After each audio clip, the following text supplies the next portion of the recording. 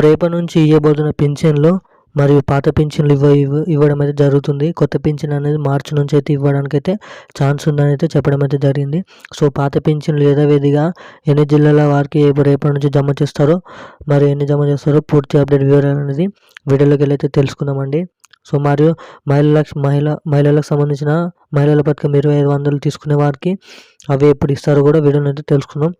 So దానికంటే ముందు మన ఛానల్ ఎవరైనా మొదటిసారిగా చూసినవారంటే ఖచ్చితంగా అయితే సబ్స్క్రైబ్ చేసుకొని పక్కనున్న బెల్ ఐకాన్ కూడా ఆన్లో పెట్టుకోండి. సో అప్పుడే మరిన్ని లేటెస్ట్ అప్డేట్స్ అనేది అందరికంటే ముందుగానైతే నోటిఫికేషన్ రూపంలో ద్వారా అయితే తెలుసుకోవడానికి అయితే ఛాన్స్ ఉంటుంది.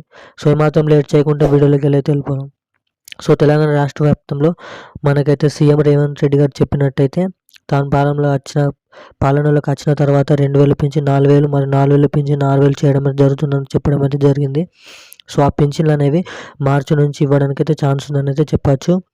మరో రేపటి నుంచి అన్ని జిల్లాల వారికి అన్ని పింఛన్ లబ్ధిదారులు పాత వారికి అయితే పింఛన్ అయితే జమ కావడం అవుతుంది.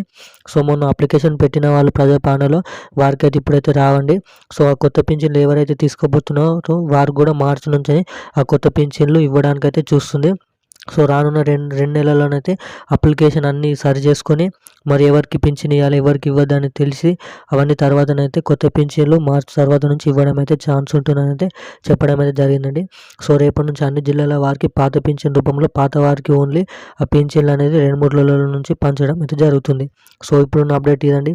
మరిన్ని అప్డేట్స్ కోసం ఛానల్ అయితే సబ్స్క్రైబ్ చేసి థ్యాంక్ యూ గైస్.